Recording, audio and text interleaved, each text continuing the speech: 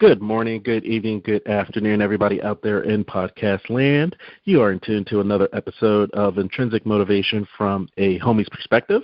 This is Hamza, and I'm really excited about speaking with our guest today, as yesterday was Charity Day and giving back. It started the season yesterday, and for those that are unfamiliar with that, it started in 2012, where if you're blessed and you like how your life's been given or how your life's been going, then why not give back a little to show your appreciation? So it's grown in its entirety. I mean, there's a lot of charity going on. And we're speaking with the guest today of H2 Open Doors. It's a charity that works a little bit different. I'm going to let Jon talk a little bit more about it, but let me read a little bit of his bio because I don't want to miss any part. So there are a lot of people, especially right now, they like to donate to charity, but something's holding you back. So maybe you don't know where your money's really going or exactly how it's going to help those in need. So that's why we have Jon on today. He's the creator of H2O Open Doors, a charity that works in a different way. So Jon goes on to say, it's time to start using our charitable gifts in a way that empowers the poorest among us to profit, which promotes self-reliance and actually creates a system where the recipients can make money instead of take money. So he's going to talk about how he's disrupting the charity model and turning the idea of giving on its head. Without further ado, I'd like to welcome the author of Long Walk on a Dry Road, The Education of a Water Warrior, Jon Kaufman, to the podcast. Welcome, Jon. Well, thank you, Hamza. It's a pleasure to talk with you and your audience and about something that I think are ideas worth spreading, as they say in TED World. Absolutely, absolutely. And just before the call, we were talking about how Giving Tuesday was just yesterday. And so we are in the middle of holiday donations where a lot of people donate to charities. And I think what your charity speaks volumes as to what you guys have been doing. I think you're in year 8, and you have an awesome story. So before going into your background, I'd like to talk a little bit about H2 Open Doors, and then we can backtrack a little bit. Sure. Well, I found myself thrust into taking a fork in the road in my life about 11 years ago. My sister was suffering from ovarian cancer, and she was a good fighter for about 4 years. And in between her chemo treatments, we would go on these adventures. And a lot of times they were cruises, and we were on this one cruise, and I knew this was to be probably our last adventure together because she was getting very frail. But we were on Royal Caribbean, and one of the port stops was a place called Labadee. Have you ever heard of that, Labadee? I have not. Well, I didn't know about it either, but it's actually in Haiti. But no coincidence, in their brochure they don't say we're going to stop at Haiti, right? Mm-hmm, so right. We're at this port of call called Labadee, which is actually owned by the cruise lines, and they have zip lines, and there's 3,000 people on the boat, and we get off onto these little tenders and then dock at Labadee and get off, 3,000 people, and there's marimba bands, and there's just endless food buffets and just zip lines, everything you can imagine. And you spend the day there looking out on the horizon at the big Liberty of the Seas out there bobbing in the ocean. And then when we're all done, we line up to get back on the tenders to go back to the ship. And my sister and I look back as we're going back towards the ship, and we look behind us from whence we came, or wherest we came, or whatever the heck the word is. And we see probably 1,000 Haitians coming through the jungled mountains into the festival grounds where we just were, a lot of them with babies on their backs, and they're going through the garbage, picking up corn cobs half eaten and chicken wings partly eaten, and they're having a meal in the garbage cans, probably 1,000 of them. And we both start crying. We've never seen anything quite like this, especially, in juxtaposition of us going back to this luxury, boat. And I made a promise to her at that point, because I knew I was losing her, which was that, I'm going to do something about this. And I didn't know what, but it took me about 4 years to figure what it was. And I decided that the lane that I was going to stay in was water, that water had this potential of providing at the same time something that you must have in order to live. You can't go for more than 4 days and stay alive without water. But also, it's a commodity that everybody needs, and it provides an opportunity for the poor to start enterprises in selling that water, in which we give the technology for them to be able to do that. Mm-hmm. Yeah, that actually kind of hurts my heart a little bit because after undergrad, I actually lived in Dominican Republic.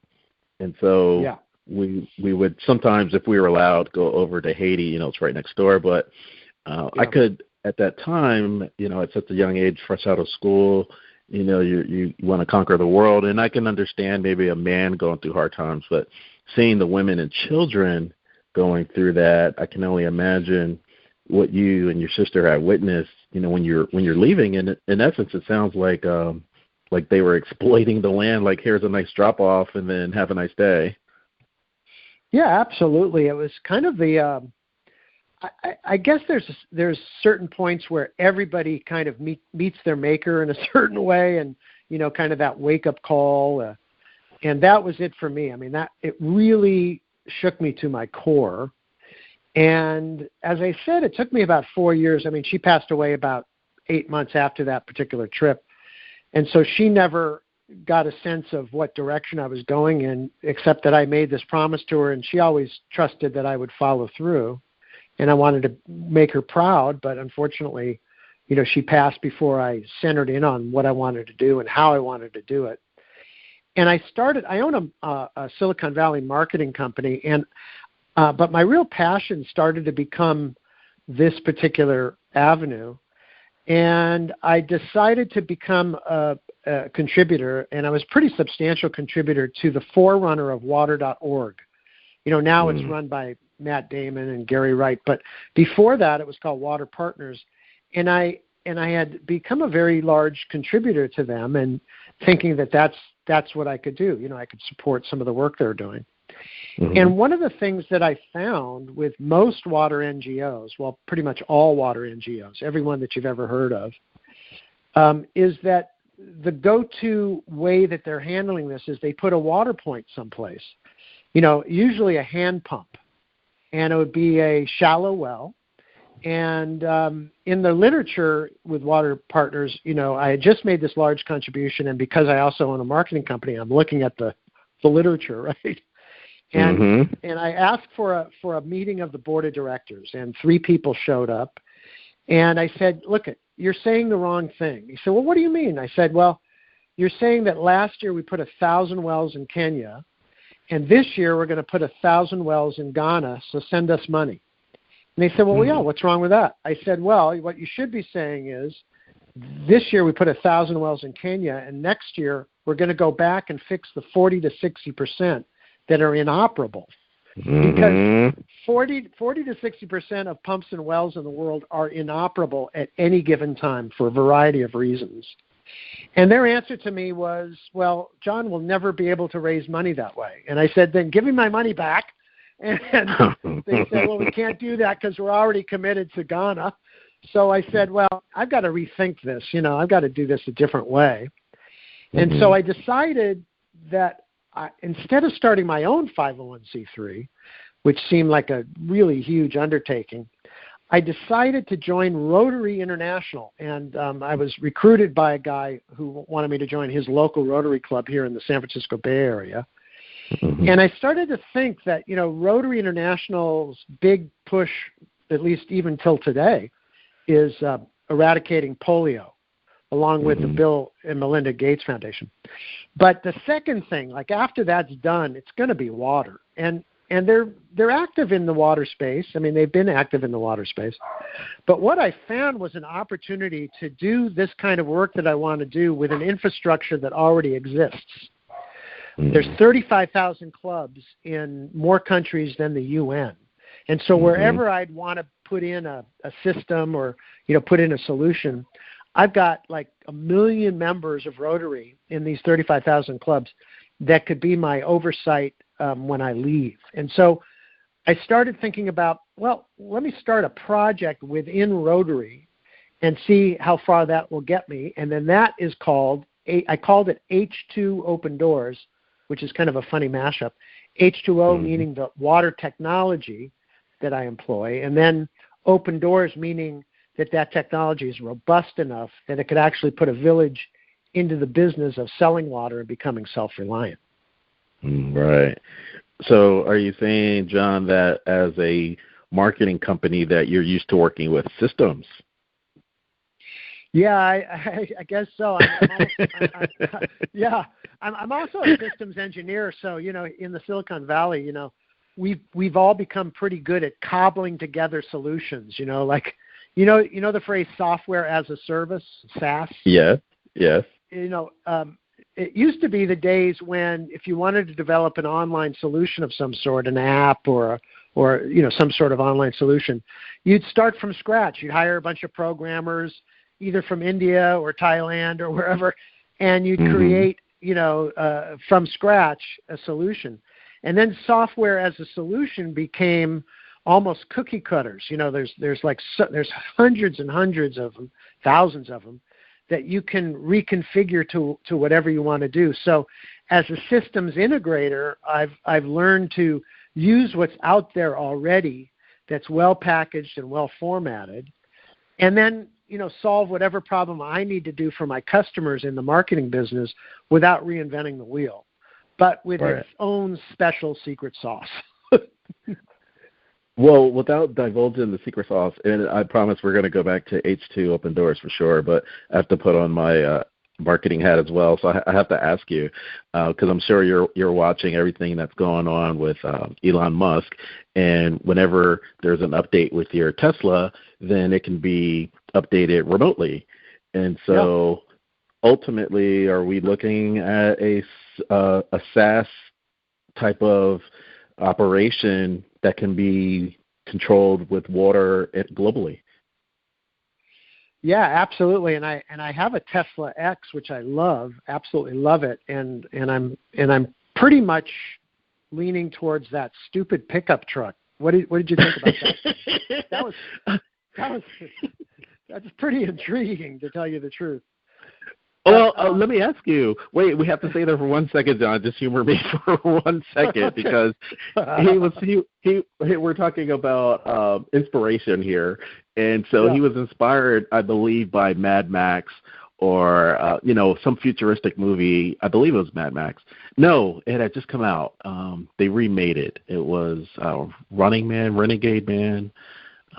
It's a futuristic movie, but anyway, the reason why they have those futuristic movies and those type of cars is because there's the haves and the have-nots, right? And so with H2 Open Doors, you're kind of making people reliant and self-sufficient, so you may not actually need that truck. Yeah, that's probably true. It's so fascinating though. With visionaries, when they first come out with something, it's so shocking and so easily dismissed, and that's ridiculous, and so on. And then you slowly start to adapt to that visionary's way of thinking, and it starts to make sense after a while. And pretty soon we're all driving, we'll be all driving cars that are folded as opposed to cold rolled steel. I mean, it's just the looks of it. That's the issue. But he's built this incredible infrastructure, and yes, he is an inspiration to me because, what I did about when I first started it about 8 years, I spent a full year vetting the technology that I need, because I had about 10 different pick list requirements. I mean, first of all, I didn't want to just stick a straw into the earth and then be done with it. I wanted to focus in on purification, because I figured, there's water in aquifers in certain places, but it's very expensive to drill deep enough so that you have 365 days of water for 10, 20 years, into the future. But there's lakes, there's rivers, there's ponds, there's there's a lot of fresh water that's just contaminated. I pretty much was sure that there's an abundant supply of contaminated water on Earth. that's something that I was pretty sure of. And then as I started to put in, like we're at 30 systems installed so far in 11 countries, but as we started to work in places like Africa, it's pretty much guaranteed that you got to drill. There's no way around it. You got to drill.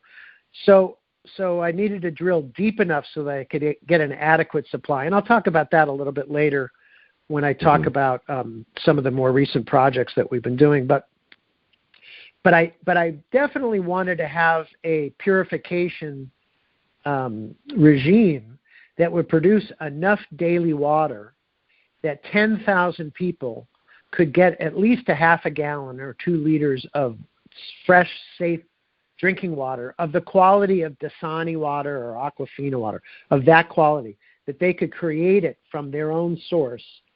So I was looking for equipment and the technology that could do that. And I needed it to scale that much because I wanted the village to be able to take care of their needs, or the school to be able to make sure that the kids got water. But I also wanted surplus water to be available for their sale so that they could sell and create revenue for their own essential social services.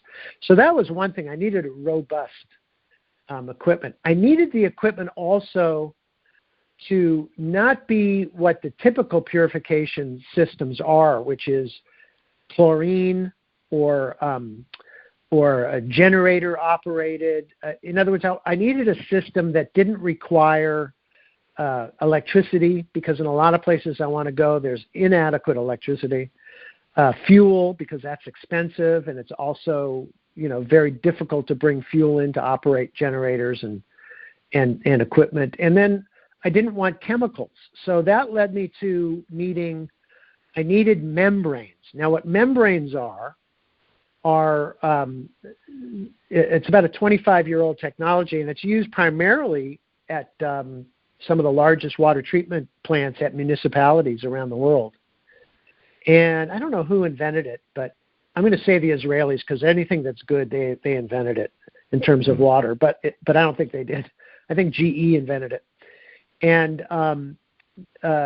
so I needed a membrane system. Now, the way that membranes work is you force under pressure water, your raw water, into a membrane housing, and the membranes are strands. Kind of think like 5 miles in the equipment that we use. It's about 5 miles of angel hair pasta. And each strand is hollow all the way through. These are hollow fibers. But along the sides of them are pores that are, in this particular example, ultrafiltration, are 0.02 microns, or 20 nanometers in size. They're microscopic. That makes them smaller. Each pore is smaller than a bacteria or a virus or a cyst. So when the water that contains bacteria and viruses and other particulates is pushed at pressure against the sides of these fibers, the pure water gets through and comes out the hollow ends, but the outsides collect with all these particulates, all these toxic pieces of matter, microscopic pieces of matter. And that's how you get purified water. The one that the type of membrane that most people may be familiar with, or you've heard the phrase reverse osmosis, or RO. What reverse osmosis does is and that's commonly used for desalination, to take ocean water and so on. And it's a great technology, but the problem is it's got a very high carbon footprint. The size of those pores are 5 nanometers instead of 20 nanometers. They're really, really small. And they're so small that when you push the water through it, even the essential electrolytes that are in the water get stripped out. And so what comes out of RO membranes is actually distilled water. In other words, water with absolutely nothing at all in it.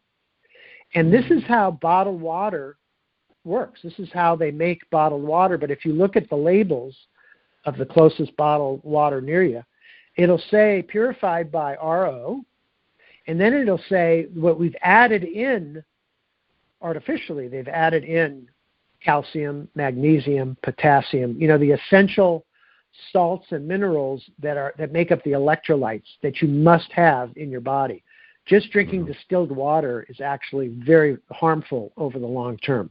But when you've got it with these essential electrolytes, voila, you've got healthy drinking water. And that's great. And the bottled water industry has done a terrific job in, supplying enough access to safe drinking water. That's not where the problem is. The problem is the poor can't afford it. I mean, it's kind of insane that, you and I, we're in the U.S., and most of our water that's coming out of the tap, Flint, albeit not included, is perfectly safe to drink, and it's really well-produced water. In the San Francisco Bay Area, it's perfect water. But yet we still go and we buy single-use bottles, and we do this insane kabuki dance that we have to have this bottled water because we're assured of its purity and so on. And we're willing to plunk down $1.50, $2, $3, $4 for, half a liter or a liter. I mean, it's real insanity. And then we're just polluting the planet with these single-use bottles, and so it goes. Well, the poor don't have that luxury. So they're stuck with whatever is in front of them. Right. So many questions because I'm thinking, was it San Francisco that had outlawed bottled water? At least the local government, they couldn't use bottled water in recent years? Actually, it just happened this year at SFO, the big airport. You couldn't at the concessions sell bottled water in single-use bottles, so they must be served in aluminum, so like aluminum bottles, which you still throw away, but they're easier to recycle, or they have drinking fountains, and they have these awesome drinking fountains. Remember drinking fountains when we were kids? I don't know. Wow. Maybe you don't remember, but I'm just, I just turned. This is my Medicare year, dude. So I remember way back. There were drinking fountains everywhere, and that's how you get your water. This concept of the single-use bottle that you chug down your throat and then throw away, and they only 5% ever get recycled because the carbon footprint to recycle them is insane. I mean, the whole thing's nuts. The more you get into the bottled water industry and the insanity of it all, the more it's you realize that, man, if we don't make some big fundamental changes, we're kind of doomed, even in this country. So are people plotting to take away your marketing card? Because you should be happy of the great marketing effort to get people to drink bottled water. Yeah, I am very impressed with the. Well, it's one of those, like in my book, I talk about marketing superstars, and you got to admire, the marketing balls that some of these companies have. Like, I think the best example to me that I talk about is Fiji water. That comes in the square bottles. Yes. You know which bottles I'm talking about? And they come from the island of Fiji. Is it Fuji or Fiji? I always get it confused. Anyway. This is insanity in its truest form. There is an aquifer, and Fiji water says that proudly no human hands touch this water. Well, good. That's good. That's a good start. And a factory was built many years ago over this aquifer for the exclusive purpose of bottling it. And they bottle it into these square bottles that they buy from China. And they bottle this aquifer water and then ship it. It's only for export. So the Fijians have to get their water when it rains. That's the only chance they can get water that they can drink. It's when it rains. So the water from this aquifer, they're not allowed to get it. So this water, where the empty bottles come from China, they get filled up on the island of Fiji. They get put on ships, steam ships, that go to the port of San Francisco. And from there, they're put on trucks all over the world distributing this. I mean, like what? And it's just, if that's not as insane as it sounds, then you have a situation where the Fiji owners decided to have their ad agency create, this is maybe 4 or 5 years ago, create an ad campaign. And they took an ad out, a full-page ad in the USA Today, and they had a picture of the Fiji water. And the big question and big point type was, does our water actually come from Fiji? And then it says, well, yeah, it doesn't come from Cincinnati. So the head of the Cincinnati water utility was really miffed about this, and he had a sample of the Cincinnati municipal water tested, along with a bottle of the Fiji water, and he put in a page ad in USA Today that showed the comparison of what was in both waters. The Fiji water had arsenic in it. It had all sorts of particulates, and compared to the purified water from the water treatment plant in Cincinnati, there were no more Fiji ads. You never saw any more Fiji ads after that. Oh, wow. So this incredible, continuous scam that's going on with the bottle industry. I mean, Coca-Cola makes more money out of selling Dasani bottles and then the 20 other labels that they sell it under than they do out of selling Coca-Cola. So it's not going to go away for a long time. But absolutely. But the fact of the matter is, the rural poor, and that's what we focus in on, would have to spend a third to a half of what they earn every single day to get a bottle of water. They're at about $1.50 to $2 a day, and they just can't afford, bottled water in their country. And so we wanted to rectify that. And so what we do is we put in water purification plants using equipment that I found after vetting it for a year in Colorado. It's made in Colorado. And we ship these systems. These are clean tech, green tech systems. They're solar powered and with a wind turbine. And they work 365 days a year. And they'll produce 20,000 liters a day of purified water. It's got its own pump. It's got its own battery array. And it's got its own backflush computer, which automatically cleans the membranes, as they start to build up from various toxins. It backflushes it out the back, and when those toxins are exposed to the air, they die out because they're waterborne toxins. And these are systems that literally 10,000 people a day can get 2 liters of safe drinking water every single day, virtually for the rest of their life. I love it. So, John, are you familiar with the artist Akon? Akon, yeah, the rap artist, yeah. Yeah, so do you know his story with Africa? No, I don't, and I'd love to be able to make contact with him because I think he's a very charitable fellow. Yeah, and that's why I wanted to bring him up, because it made me think when you said I didn't want a straw in the earth. The first thing I thought about was before I went to Dominican Republic, I had an offer to go to Ghana for 2 years with the Peace Corps, and they were telling us that it's going to be a challenge because you're going to be there 2 years, you can't come home, but you're going to I want to change the world when you first graduate, and they kind of look at you like, well, that's cute and all, we'll give you this nice T-shirt when you leave, and then we're going to kind of go back to our own lives. So that's the first thing I thought about with the straw on the earth, because Akon's story is, he was a rapper, what have you, but he took his money, and his grandmother, I think it's Kenya, and so his grandma lives in Kenya. He's like, Grandma, come on, I got a house here in Jersey, whatever. She's like, my whole life was here. So he couldn't get her to leave, and he's like, the whole community, like 30,000 people, didn't have electricity. Well, he went to the government, like, hey, what does it take? And then they said, I don't know, for a small number, $100 million. And he said, okay. And like 2 days later, he comes back with $100 million. And they were like, my God. We didn't think you were going to bring it. Like, this starts wars, because you're talking about solar energy versus gas. And it's a long story to ask you about the political environments that you're going and disrupting what they're currently doing or what they had gotten by with without any, oversight. So what was your dealings?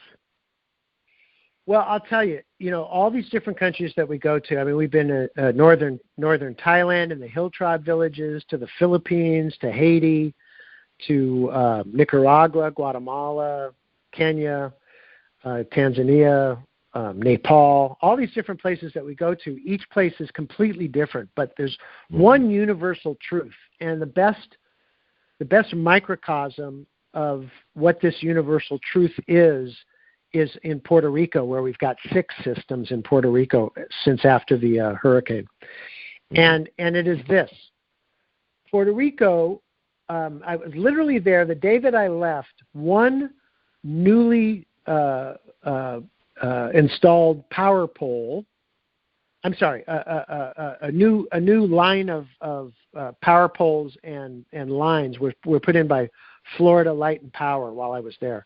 The day that I left, one tree falls on the power pole, falls onto the lines. The entire island was out of electricity for 24 hours. Wow. So Puerto Rico is a great microcosm of what's wrong with the way that we attack infrastructure. And ACON's impulses are laudable. I mean, how can you not say that's magnificent? Completely the wrong thing to do. But thank you for stepping up, right? But the problem is the way that we must address water and power issues is we need to do them community by community, so that these big, huge grids of power and water are not vulnerable to Mother Nature, to terrorism, to hackers, it's really not necessary anymore. Technology has come to the point now that you can put in solar farms and microgrids, and certainly, as I've been explaining, mini municipal water systems. You can do this community by community by community, where if there's an issue, you've got backup, you've got ways to be able to do workarounds, and you're not affecting millions and millions and millions of people all at the same time. And this is where the lane that I'm in, which is this community by community empowerment and self-reliance lane. This is where I think all places, rich and poor, are going to be going at some point. I mean, Elon Musk gets it, right? Because he knew that he couldn't have electric vehicles until he put in the infrastructure where those electric vehicles, were, he didn't want them reliant on some sort of nationwide, like the electric equivalent of gas stations. So he put in his own, and that started a whole cottage industries of companies coming up with home-based versions at your home. I mean, pretty much now, a family, if you really wanted to, you put in a Tesla Powerwall and a charger, and you put in Tesla solar panels on your roof. I mean, you're an island right there. You got everything that you need, right? And I think that's where we're going. We're headed towards that way. It'll be a while, but the rural poor most definitely needs that. So I'll give you a great example. We're going to India in a couple of weeks, around Christmas week. We're going to go to India, and we're going to go up to the headwaters of the Ganga River, the Ganges River. And we're talking about working with a group of people that where we want to put in a water plant that can produce water at the headwaters of the Ganges River before it gets polluted. It's up towards the Nepal border. And we're going to purify this water in a very large plant using membranes, probably 50 to 100 of these membrane systems, and do about 1 million liters a day of water. That'll go into glass bottles, like liter-sized glass bottles, and it'll be marketed by the poor throughout India. So that's one thing that we're going to start talking about. But there's lots of different ways using water in innovative, interesting ways. That particular plant would be completely off-grid. It's going to take a farm. We're going to put a farm in of about 1,000 solar panels, and that'll power all the pumps and everything that we need in order to bring the water from the Ganges River into the purification system and operate these membranes where we can come out with perfect water with electrolytes intact and all the any toxins removed, and bottle that water and sell it throughout India. India is absolutely thirsty everywhere you go. I was in Delhi at the Shangri-La Hotel. This is the nicest hotel in Shangri-La. And, it's expensive by India standards, about $300, but it's like an $800 hotel anyplace else in the world. And you cannot drink the water out of your sink in your restroom. There's a big sign, don't drink this water in your bathroom. Like what? This is what everybody, rich or poor, is faced with in many of these countries throughout the world. Mm-hmm. You're giving me flashbacks because when I first came back from Dominican Republic, friends wanted to take me out for drinks, and they were like, "What do you want? What do you want, man? We're buying." And I was like, water. Yeah, that's all I was interested in drinking. So you're absolutely right. God forbid you use their ice.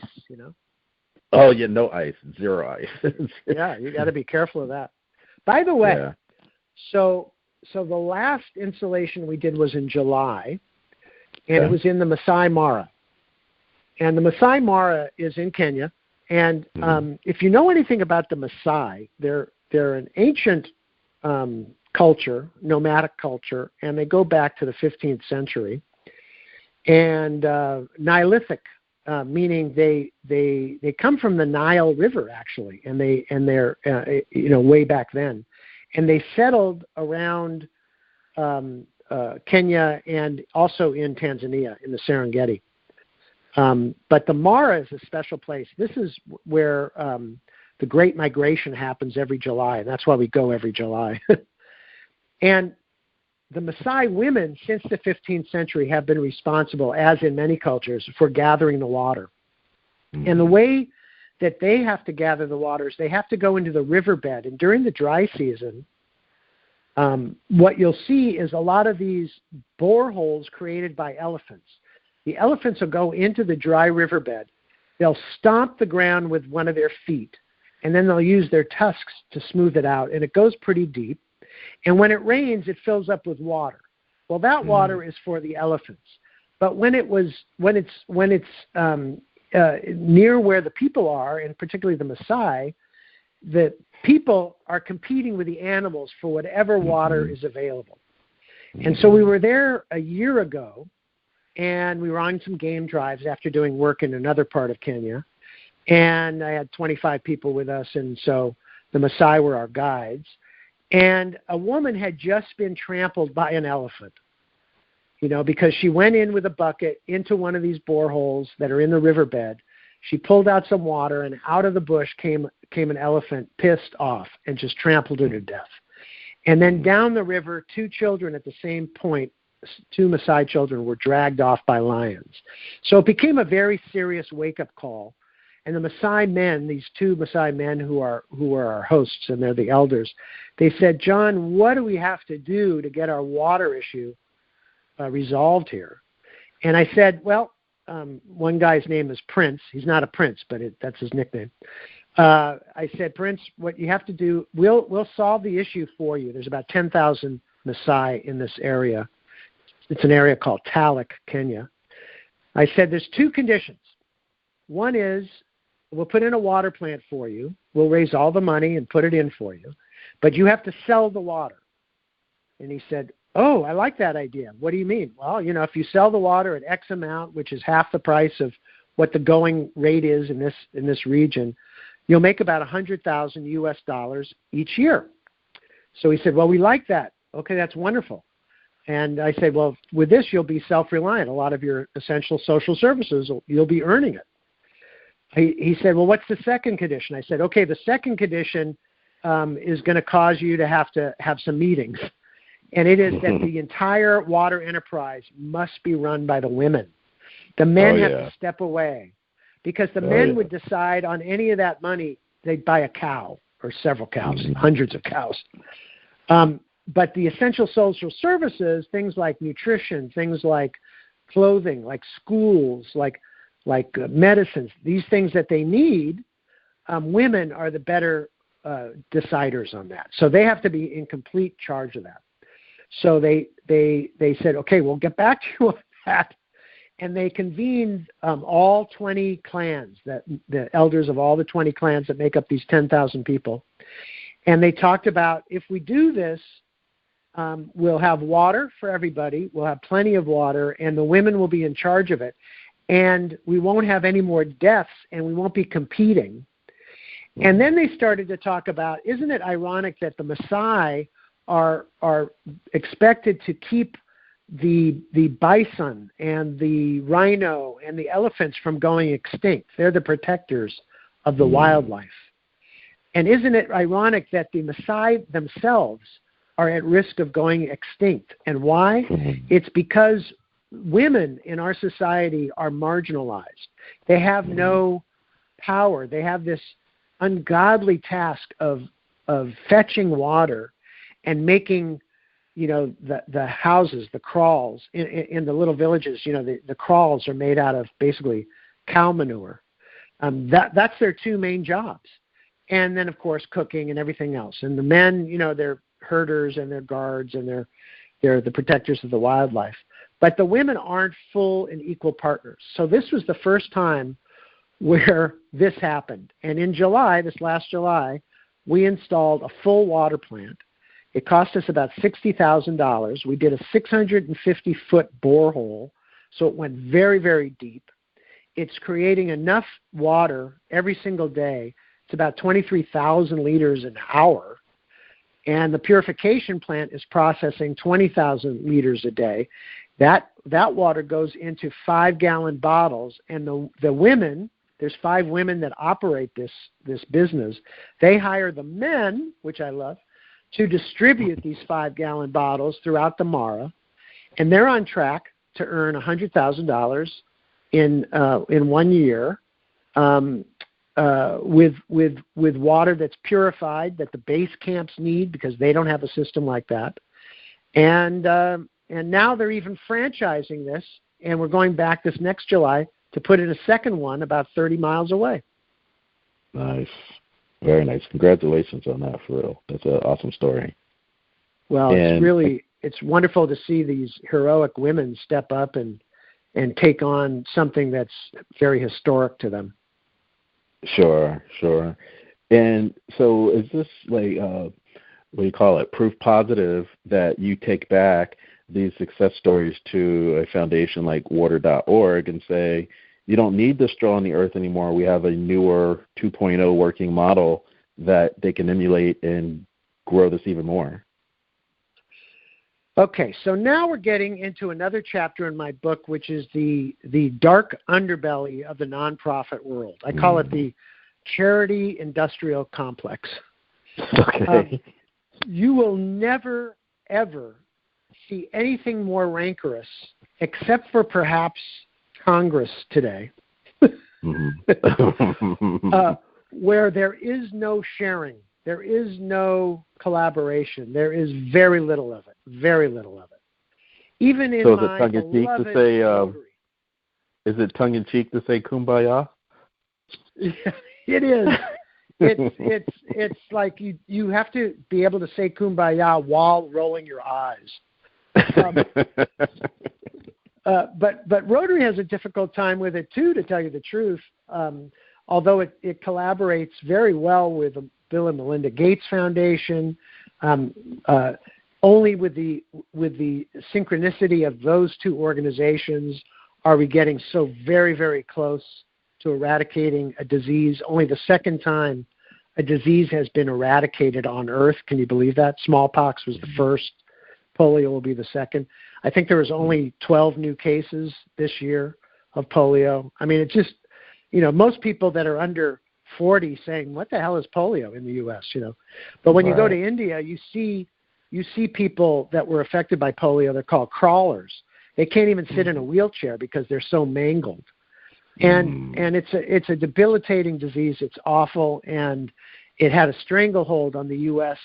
until about 20, 25 years ago, when Rotary and the WHO and the CDC got involved, and then Bill and Melinda Gates came in later, maybe about 5 or 6 years, maybe 7 or 8 years ago, and pledged to match dollar for dollar every bit of money that Rotary was making. But other than that, you won't see a lot of collaboration between charities. Part of the problem is that everybody's chasing after the same donor dollar. And here's the issue. The issue is that last year, 2018, $500 billion was given to charity by Americans throughout the world. $500 billion. Now, what percentage? And I don't have the answer to this, but intuitively, you know this what the percentage might be. What percentage of those dollars went to something that produced self-reliance, that created, that instead of just extending their dependence and extending generational poverty, that it actually helped to elevate not just women but all people that are poor into a position that they could claim their place in their middle class basically in 1 or 2 years. I mean, do you think it's 1% or 2%? I mean, it's probably something like that. I know of very little programs that do that. And so, I don't want to bash water.org or Charity Water or others, but primarily their model is to put in water points. Here's the other thing, the problem with water points and the way most of them are. Okay, you put in a water point, and then the women are walking 5 miles with water on their heads. So what did you really accomplish? Our model is you create a distribution system. You deliver family-sized bottles to the hut, to the school. You take the women off the road where they're vulnerable to rape and getting beaten up and getting their money stolen, and where they can't go to school and they can't have a business because they're spending their entire day walking with water on their heads. So we're trying to solve several issues at once. And so this is not the model of the typical water NGOs at all. This is not what they do and not what they're interested in. So is it kind of like, let's use the parallel with Elon Musk, like, who are you guys? Who is this John guy? They're going to flash in the pan, and then they'll slowly come your way like he has a sustainable model. Well, that's what I'm hoping. I mean, we've got, I just started doing this enterprise situation in the last 2 years. The first 5 years, it was all about proof of concept of the equipment, of the plants. Can it actually do what it's saying to do? Do we have benchmarks that show, especially in a closed village where we can track these kinds of things, do we have evidence of improved health just because they're now having access to safe drinking water? And the answer is yes, just tremendous results.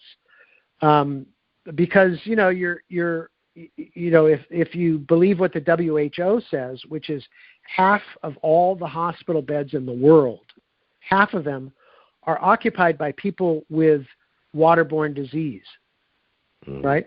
And it could be everything from GI issues to stones.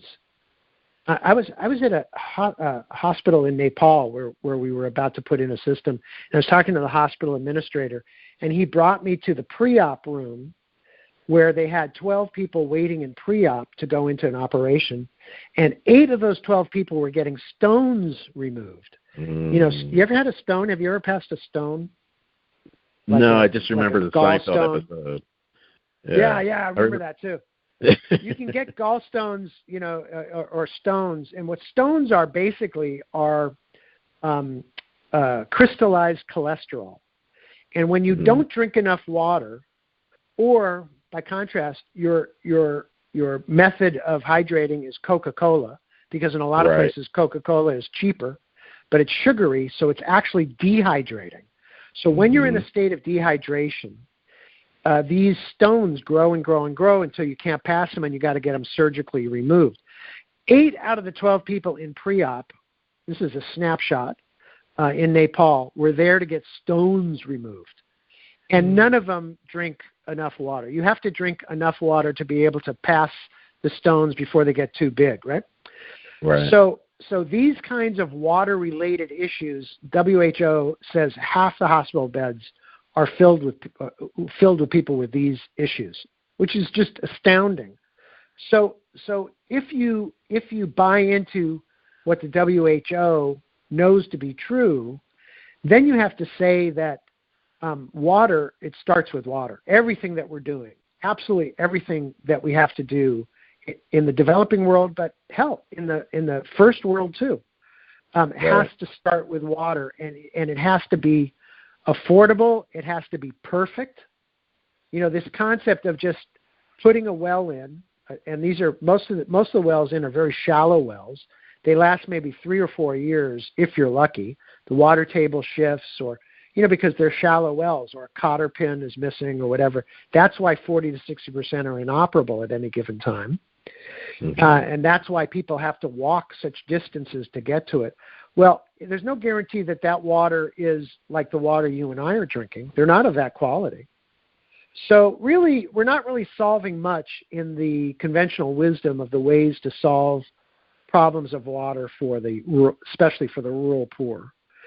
And there has been improvement in certain markers in the millennial goals, which were 2000 to 2015. Remember the millennial goals? Oh yeah.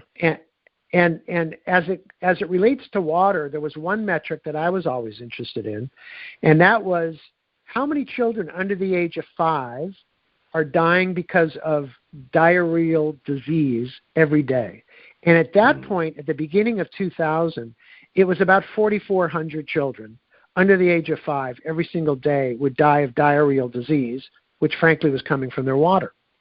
In the 15 years when it was measured again, that number got cut in half to about anywhere between 1,800 to 2,200 children will die today, tomorrow, the next day because of diarrheal disease. So the good news is that the millennial goals really focused our attention to solve the issue, or at least cut it in half, cut that metric in half.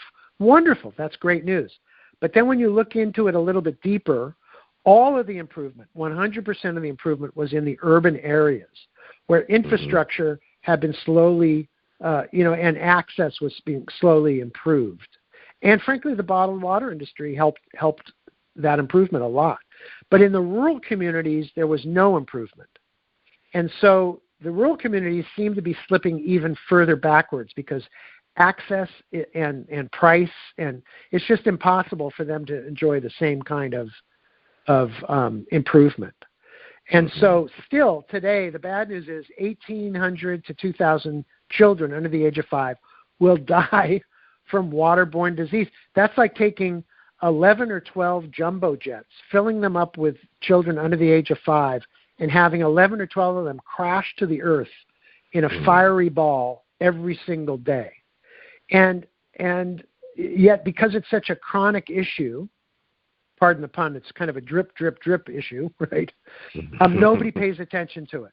And we pay attention to the most stupid, inane issues on this earth instead of what's killing, 1,800, 2,000 children under the age of 5, which can easily be fixed. And so my challenge to other NGOs that are really interested in solving the problem is abandon these stupid technologies that really don't provide a sustainable answer and refocus on empowering the poor.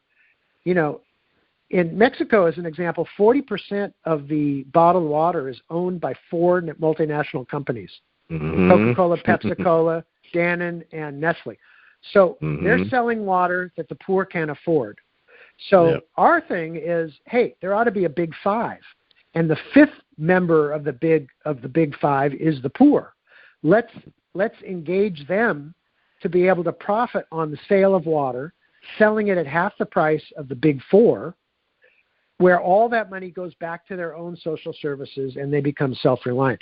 This is our model. This is our formula, and nobody is waking up to it. And it's because the charity nonprofit industry or complex has blinders on, and they can only see what's in front of them.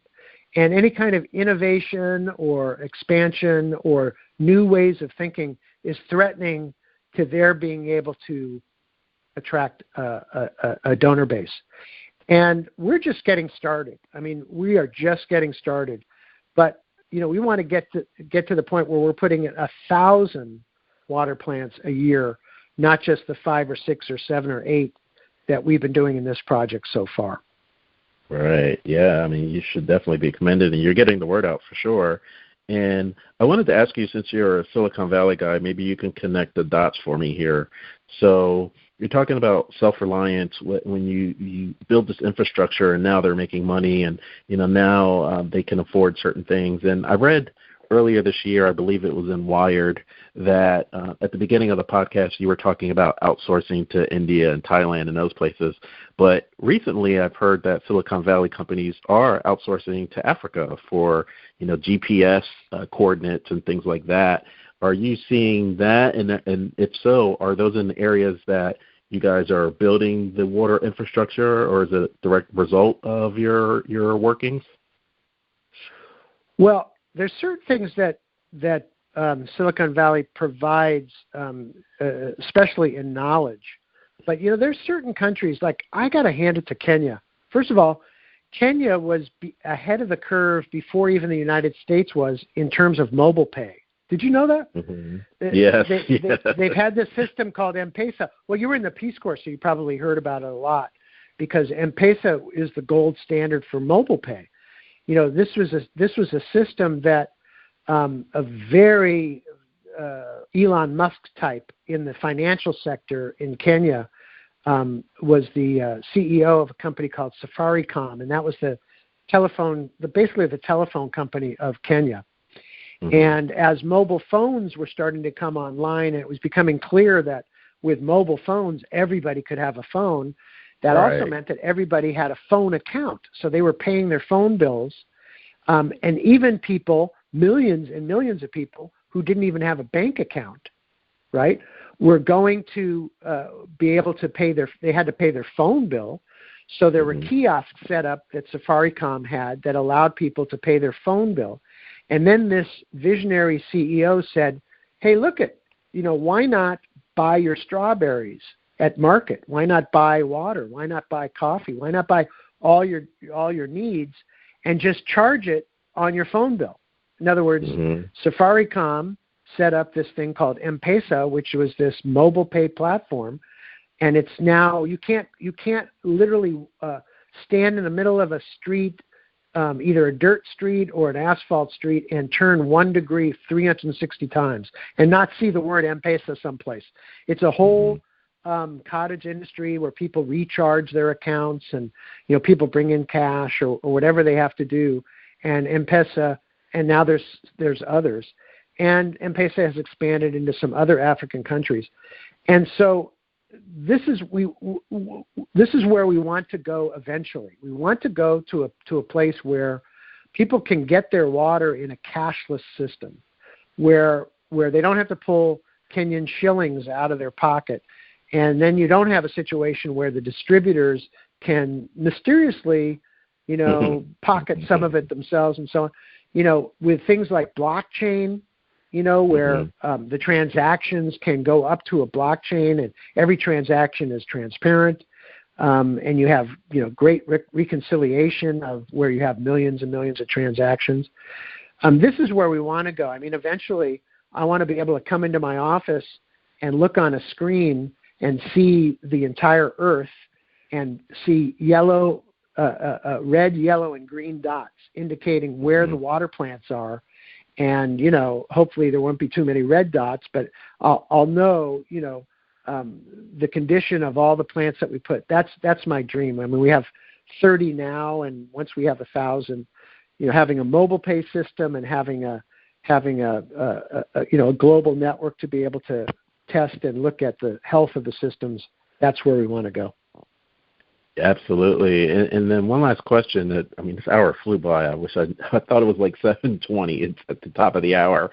But I want to ask you, because this is probably a lot of people that listen to this podcast, is, something happened in their life, and they defining moment, and now they're doing their life's work. And one of it is if they left corporate, they wanted to travel. I saw in some of your videos, some of those people, they've gotten that bug of traveling out, and maybe it was more that cruise stuff that you were experiencing, but now they want to do the human effort. So how do you solicit the volunteerism for people to come along or be a part of H2 Open Doors? Absolutely. At our website, h2opendoors.org, there's a tab that says Participate, and you can see the latest registration forms for the various trips that we do.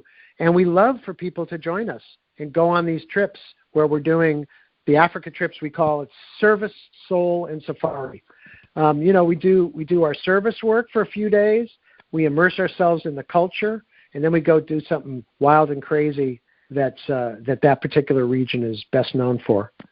And so I invite everybody to check out h2opendoors.org and to look on Amazon or Audible for A Long Walk on a Dry Road, and it'll give you an idea of what these expeditions are like. Are there any plans, I'm thinking especially Silicon Valley again, where, there's the backlash of constantly taking photos of being at a restaurant with, your cheese sandwich or what have you, whereas it seemed to be more apropos, right, to do social media updates of being out on the safaris or being a part of the service. Are there any plans to have a social media arm for H2 Open Doors? Well, for now we've been doing heavy on Facebook and Instagram, and so every day we put new content, a lot of new content. But it's something that I'd love to talk with you further about, because your website and just the whole idea of intrinsic motivation is like we're soul brothers here. I mean, I think that's exactly what we're talking about, and so maybe we can develop some ideas together along those lines. I like it. Yes, great minds definitely think alike. It was definitely a pleasure. You have been in tune to another episode of Intrinsic Motivation from a Homie's Perspective. This is Hamza again. Jon, thank you so much. Is there any additional information that you want to leave before we part? Just facebook.com/H2OpenDoors or h2opendoors.org, and let's start a dialogue with your listeners. And I can't wait to continue our dialogue even further going forward. I look forward to it. Thank you so much, Jon. Thank you. Bye-bye. Bye-bye.